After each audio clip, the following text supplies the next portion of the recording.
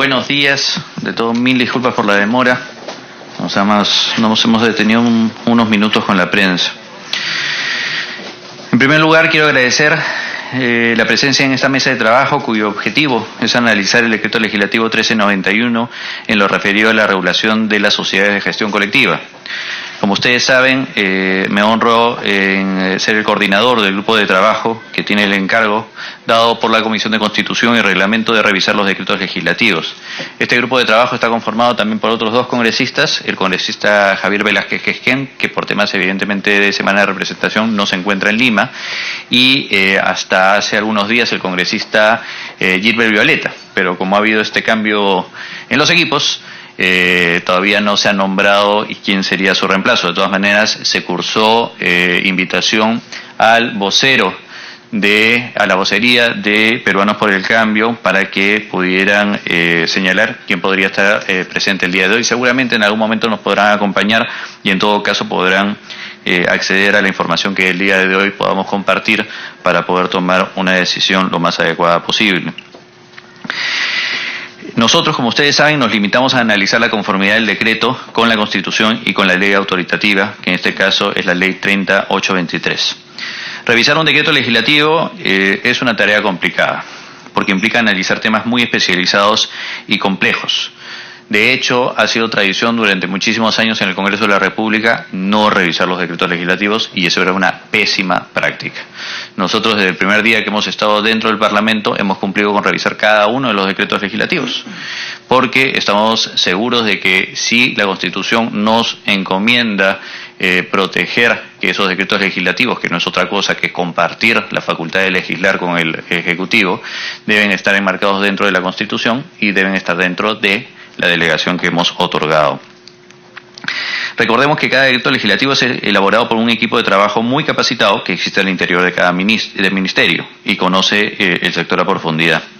Cuando nosotros comenzamos a revisar el paquete de decretos legislativos emitidos por el Poder Ejecutivo, que llegaron a 100, identificamos algunas normas que revestían una complejidad especial, debido a que existían distintas opiniones en cuanto a su constitucionalidad, de tal manera que los afectados por la norma en algunos casos decían que era inconstitucional, y evidentemente el sector del Poder Ejecutivo, que emite el decreto, decía haber actuado apegado a la ley autoritativa.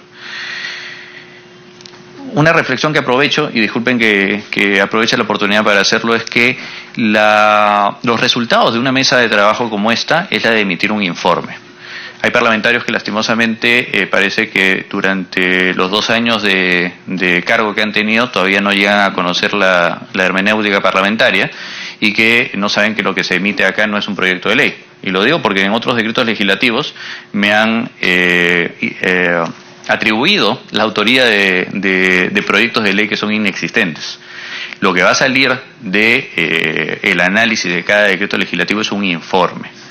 Y es por eso que el día de hoy se ha organizado para analizar el decreto legislativo 1391 específicamente en un aspecto que parece preocupar a gremios académicos y especialistas, que es la regulación de las sociedades de gestión colectiva. Como entenderán, este tema es novedoso para muchos de nosotros, por ello quiero agradecer la participación de la SONIEM, quiero agradecer la participación de APDAIC y de UNIMPRO. Ellos vienen de parte del sector privado representando a sus agremiados. De parte de la academia tenemos en la mesa al doctor Moisés Arturo Rejanovinsky. ¿Está bien dicho?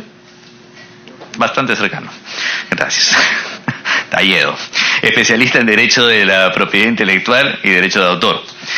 También tenemos como invitada, y entiendo que está en camino, la doctora Melissa Guevara Paredes, que es profesora de la Universidad Católica con una amplia trayectoria en Derecho de la Propiedad Intelectual y Derecho de Autor.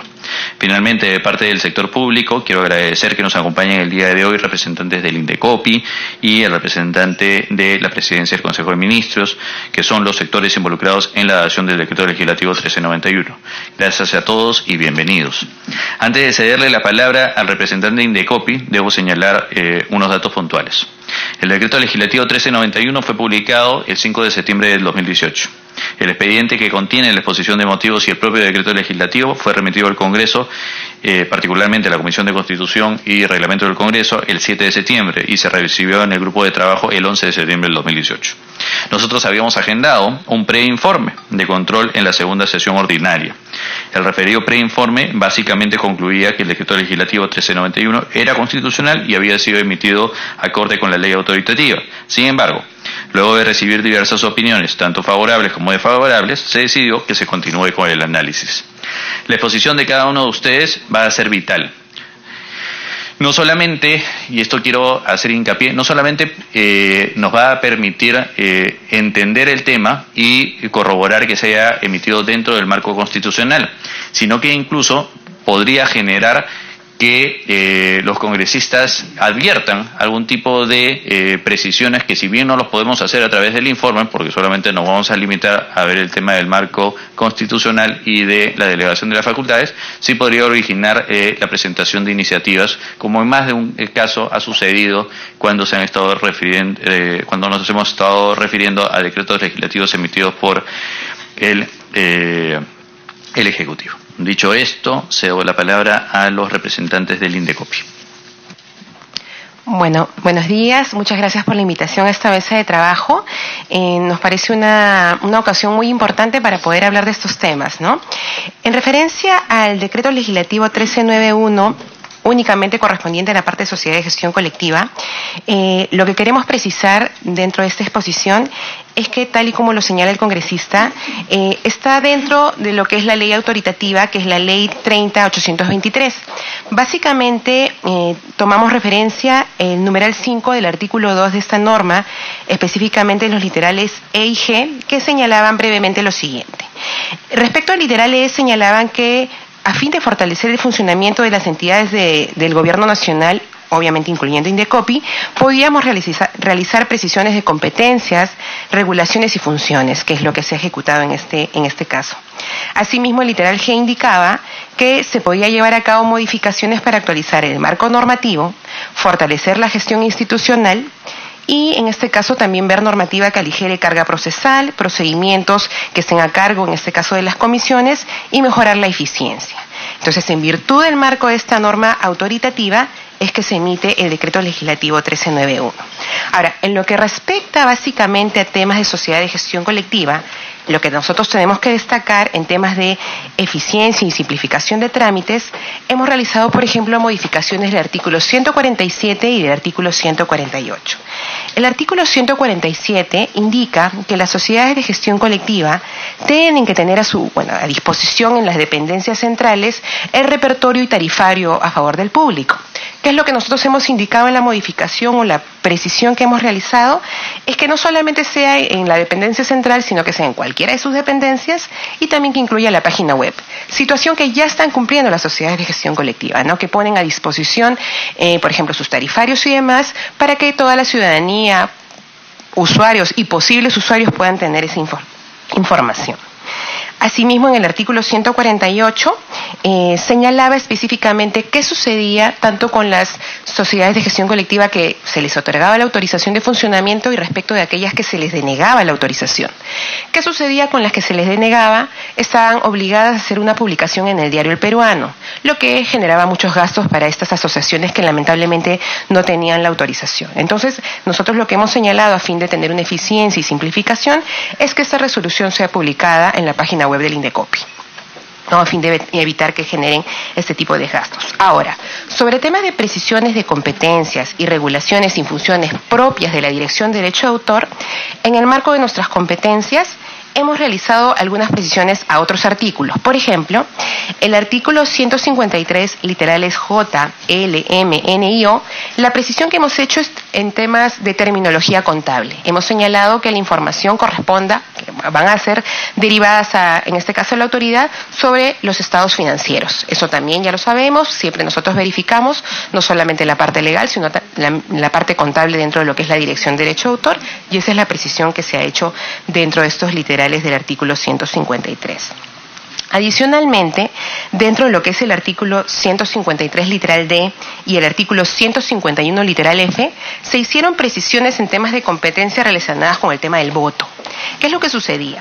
El artículo 151 indicaba que para la elección de los órganos de gobierno y de representación el voto debería ser secreto.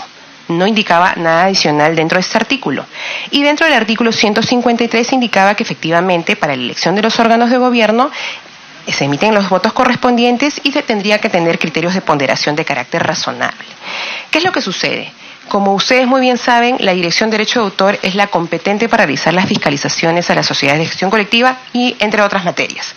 Y es necesario que las obligaciones que están establecidas en la ley sean de carácter claro, que estén debidamente redactadas para que no haya múltiples interpretaciones tanto de los usuarios o también por parte de los titulares de derecho o de las sociedades que los representan. Entonces, ¿cuáles fueron las precisiones que llevamos a cabo en estos dos artículos? Indicamos que el voto correspondiente a la elección de órganos de gobierno y también el órgano de vigilancia tenía que ser un voto de carácter igualitario.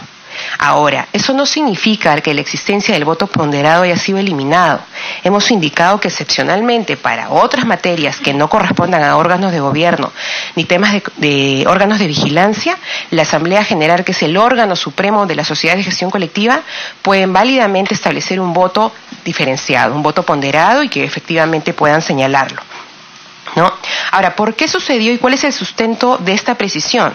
¿Qué es lo que sucede? Sabemos que la Asamblea General es la columna, una de los pilares o columnas vertebrales dentro de una sociedad de gestión colectiva.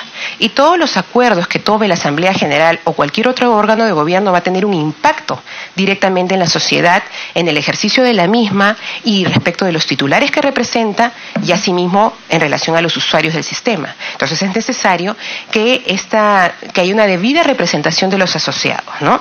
Y hemos tenido en cuenta que para poder elegir a estos órganos de gobierno, el voto tiene que ser de carácter igualitario. Ahora, ¿qué es lo que sucede? Nosotros cuando verificamos el sistema de votaciones que se tenía hasta el año pasado, antes de que se emita el decreto, vimos que algunas sociedades tenían voto igualitario y otras tenían el voto de carácter ponderado, o sea, no había o no existía una uniformidad para la elección de los órganos de gobierno.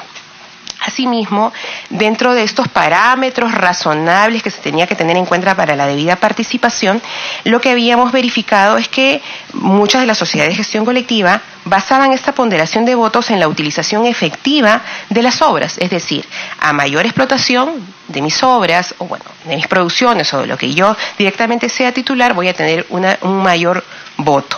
Ahora, es preciso indicar que efectivamente este tema del criterio razonable era respeto a la explotación de la obra. Sin embargo, nosotros como autoridad tenemos pues bastantes años trabajando con las sociedades de gestión colectiva, verificamos pues que tenían diversos criterios para el tema del sistema de representación, como por ejemplo algunas particularidades que no necesariamente estaban relacionadas a la explotación de la obra. Imaginemos el carácter de algún asociado de carácter vitalicio, fundador de la sociedad de gestión colectiva, alguien que directamente tiene una debida representación, toda una trayectoria intachable en lo que es en el mundo musical, artístico y demás. Entonces nosotros verificamos eso, incluso también analizamos que para ver el tema de las votaciones se estaba verificándose el sistema de distribución. Si supuestamente estamos hablando que mayor uso de mi repertorio va a generar que yo tenga mayor cantidad de votos o menor cantidad de votos, se verificaba el tema del sistema de distribución. Pues la Dirección de Derecho de Autor ha iniciado diversos procedimientos en los cuales verificamos pues que lamentablemente en algunos casos el sistema de distribución no se aplicaba de manera correcta o habían algunas interpretaciones no adecuadas. ¿Y eso qué generaba? Si el sistema de distribución, que es el pilar o la base para realizar el tema de la diferenciación en temas de votaciones, no se está aplicando de manera razonable en virtud a la explotación de la obra, y estamos hablando de una explotación de carácter efectivo, pues obviamente hay muchos asociados que no iban a participar del tema de la votación. Muchos asociados se han acercado también a la Dirección de Derecho de Autor a manifestar que, si bien es cierto, algunos tienen derecho a voz, no tienen derecho a voto. Entonces, esto debe partir necesariamente de que esto es la base del derecho de participación que tiene todo asociado o miembro dentro de una sociedad de gestión colectiva, que lo mínimo indispensable que se necesite y precisar es que ellos puedan elegir a sus órganos de gobierno, ¿no? Y eso es lo que se ha considerado. Adicionalmente, hay un punto importante, que la naturaleza de una sociedad de gestión colectiva es una asociación y por ende también tiene obligaciones establecidas en otras normas o referencias en otras normativas como el Código Civil. Y el Código Civil en el artículo 88 indica que ningún asociado tiene derecho por sí mismo a más de un voto. Hemos verificado en el tema ya casuístico que algunos asociados pueden tener acceso a 1, 3, 5 votos, entonces obviamente muchos asociados no se sentían debidamente representados, a pesar de que la ley en el artículo 152 indica que la Asamblea General es el máximo órgano, es el órgano supremo de la sociedad de gestión colectiva. Es un artículo que no hemos modificado, que está redactado tal cual, entonces es necesario que este derecho de participación se precise a fin de evitar algún tipo de consideración que no sea la adecuada, ¿no? Esto es respecto al tema del derecho de voto. Asimismo, hemos hecho también se hizo precisión de competencias respecto del artículo 151 literal G, en el cual se indicaba en la norma primigenia que por lo menos los órganos de gobierno tenían que ser la Asamblea General, el Consejo Directivo y el Comité de Vigilancia. ¿Qué es lo que hemos hecho en esta precisión? Decirle, no, los órganos de gobierno solamente son esos 3. ¿Por qué? Porque podría existir alguna interpretación no adecuada en la cual directamente se puedan crear otros órganos que no han sido elegidos por la propia Asamblea General, que obviamente no pueda uno ver visto el derecho de participación del asociado que escogió y directamente a estos órganos que correspondan representarlos ante la sociedad. Entonces eso también. Ahora, también es dentro de estas modificaciones están las facultades y competencias que han sido establecidas en el 153J. Para ello creo que es preciso señalar que dentro de la parte de sociedad de gestión colectiva, el artículo 153, entre otros, establece todas las obligaciones que tiene que cumplir una sociedad de gestión colectiva, respecto de las cuales la autoridad fiscaliza.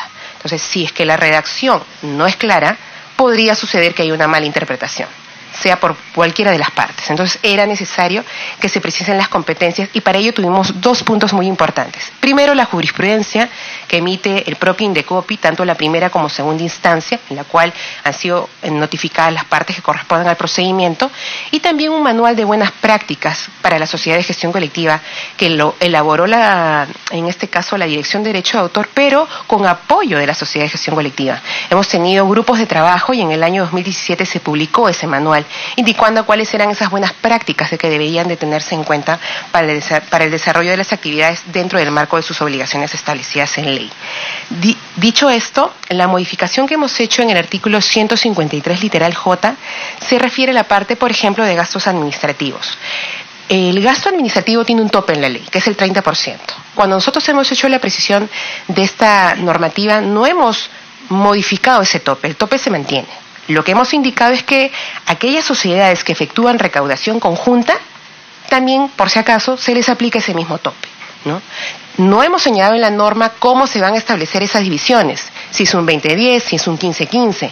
Nosotros como autoridad consideramos que son las propias asociaciones, las propias sociedades de gestión colectiva, que podrían ponerse de acuerdo libremente con la transparencia que amerita, a fin de que puedan presupuestar sus gastos y puedan coordinar los mismos, ¿no? Es lo que nosotros consideramos pertinente, ¿no?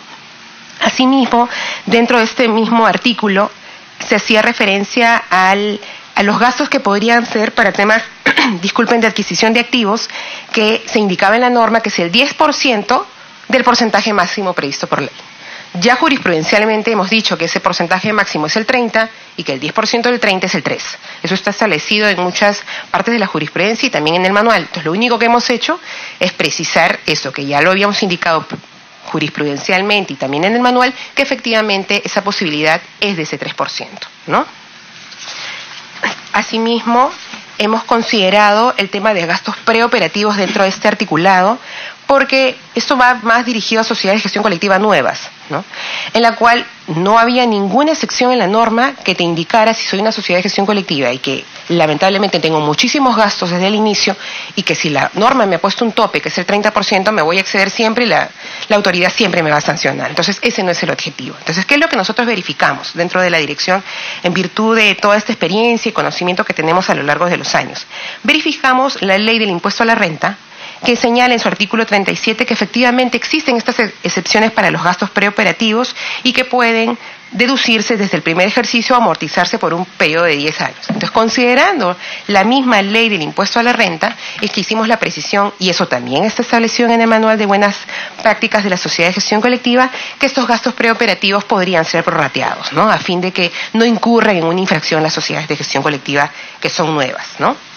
Y finalmente, la modificación que está también dentro del capítulo de sociedades es el artículo 163.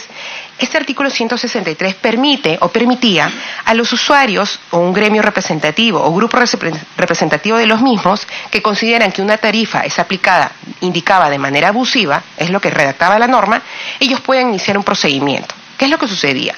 Los requisitos establecidos en este procedimiento eran muy engorrosos.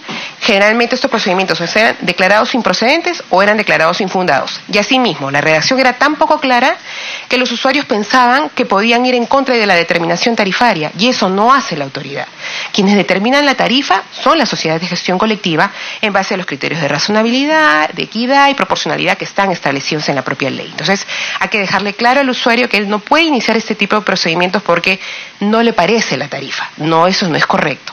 Lo que tiene que hacer es, si la tarifa es aplicada de una manera que no cumple con el propio reglamento que la misma sociedad de gestión colectiva ha aprobado, pues en esos casos podrías iniciar el procedimiento. Entonces, que quede claro que solamente es para esos casos, y obviamente hemos recortado los requisitos que puedan iniciar, y también hemos señalado que incluso estos procedimientos los podíamos ver de oficio, la Dirección de Derecho de Autor. Entonces, nuevamente, y haciendo un resumen de todas las modificaciones que se han llevado a cabo, han sido por temas de precisión de competencias, viendo temas de eficiencia, y teniendo en cuenta también la jurisprudencia, el manual de buenas prácticas y toda la información que siempre tenemos como autoridad, incluyendo a los usuarios, los mismos asociados que vienen siempre a conversar con nosotros, ¿no? Y eso es lo que queríamos indicar el día de hoy. Gracias. Muchas gracias, doctora Herrera.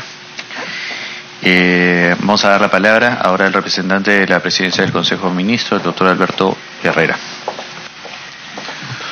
Bien, muy buenos días a todos los presentes. Yo soy representante de la Secretaría de Gestión Pública. Para, quienes no, tengamos mucha información sobre la labor de la oficina, la cual represento, nosotros somos el organismo rector en materia de modernización de la gestión pública, y dentro de ello lo relacionado a las estructura y funcionamiento de las entidades estatales. Esa es una de las principales funciones por la cual la Secretaría de Gestión Pública tiene una rectoría y tiene, un conocimiento técnico que siempre está a disposición de todas las entidades del Estado que requieren de esta información. Entonces, además de otras materias como la simplificación administrativa y la calidad regulatoria, que como quiera son aspectos que forman parte de este decreto legislativo del cual estamos trabajando actualmente, ¿no? Estamos conversando sobre él. Y para complementar lo que se señaló por parte de usted, estimado señor congresista, es importante saber cuál es la dinámica que tiene la aprobación o el debate que se realiza al interior del Poder Ejecutivo cuando estamos teniendo facultades por determinados periodos, ¿no? 30 o 60 días. Como el plazo es bastante corto y requiere efectivamente un análisis técnico muy especializado, los filtros de las entidades que tienen a cargo este tema son primordiales y se efectúan. Ni bien entrado un proyecto de decreto legislativo, el primer análisis que se realiza es el análisis de constitucionalidad por parte del Ministerio de Justicia, que es la asesoría jurídica del Poder Ejecutivo. Ese es un primer filtro, a partir del cual se revisa la propuesta, se analiza y se determina que está dentro del marco de las facultades que fueron dadas por la ley autoritativa, y a partir de eso se puede pasar a un siguiente nivel de un carácter mucho más técnico para determinar que las materias no solamente se encuentren dentro del marco, sino también sean pertinentes para los fines que se estén buscando. Entonces, dicho esto, y para complementar el análisis que ya han brindado las colegas de Indecopi, nosotros al momento de haber recibido esta propuesta, a nivel de propuesta, cuando tuvimos las facultades, hemos identificado dos aspectos que son fundamentales. El primero es la necesidad de hacer algunas adecuaciones a leyes especiales para que se encuentren en concordancia con la Ley del Procedimiento Administrativo General. La Ley del Procedimiento Administrativo General, la Ley 27444, nació o se publicó en el año 2001 y ha sufrido una serie de modificaciones en el tiempo que, digamos, en algunos casos unas más importantes que otras. Yo destacaría la que se realizó en el año 2016, donde se produjo una reforma integral del procedimiento administrativo, no solamente el común, sino el procedimiento sancionador y la actividad de fiscalización que tienen las entidades públicas. Digamos, esa ley, al haberse modificado, ha devenido en que los diversos entes estatales que tienen a cargo procedimientos administrativos tengan que efectuar las adecuaciones a este marco legal. Este es un marco legal general, es un marco legal que guía el desarrollo y la emisión de los diversos cuerpos normativos o leyes especiales que contienen procedimientos administrativos. Por eso, digamos, se identificó la necesidad de efectuar ajustes, modificaciones y hacer concordar tanto la Ley de Derechos de Autor, que es una ley, digamos, ya bastante antigua, y la Ley de Represión de la Competencia Desleal, que viene en el año 2008. Se aprueba en el año 2008 y INDECOPI identifica algunas cuestiones que requieren ajustarse justamente al texto de la Ley del Procedimiento Administrativo General. Es por eso que, por ejemplo, se efectúa o se precisa la vigencia de un único recurso impugnativo, que es el recurso de apelación, que ha sido modificado en la Ley de Derechos de Autor, me parece que en el artículo 190. Esa es una modificación, digamos, que cumple el requisito dispuesto por la LEPAG de permitir que haya siempre la posibilidad de recurrir las decisiones que emiten los órganos administrativos, ¿no? Los órganos de la administración pública. Algunos otros también, la facultad de poder reconocer la competencia que tiene la Comisión de Barreras Burocráticas para imponer, llevar a cabo procedimientos de eliminación de barreras burocráticas a nivel, nacional de sus órganos desconcentrados, la adecuación del régimen de las secretarías técnicas, que es, un órgano de apoyo de los cuerpos colegiados que se tienen en las diversas instancias de INDECOPI, para poder facilitar y permitir la colaboración interna que permita, unificar los criterios y sobre todo poder atender determinada carga procesal que se tenga en una comisión y poder, requerir los servicios de otra que tenga el nivel de conocimiento que permita poder atender este flujo, ¿no? Y por último, también se efectuaron algunas adecuaciones que están en el marco de los lineamientos de organización del Estado, los lineamientos para poder establecer la estructura orgánica y funcionamiento de una entidad pública, que fueron aprobados el año pasado con el Decreto Supremo 054/2018. Esa es, otra materia que se encuentra en el marco de las facultades que se brindaron. Algún aspecto a destacar es, la modificación de la denominación de las secretarías generales de los organismos públicos. INDECOPI es un organismo público que tiene la calificación de regulador, es un organismo público especializado y por tanto a ellos les corresponde no la denominación de secretaría general que tradicionalmente mantuvieron, sino más bien la de una gerencia general, que es la máxima autoridad administrativa y lleva la marcha institucional de los diversos órganos de asesoramiento y apoyo de un organismo público. Digamos, eso es lo que yo quería exponerle, digamos, es una explicación corta porque ya los fundamentos técnicos han sido ya expuestos y eso es lo que me correspondería. Muchas gracias.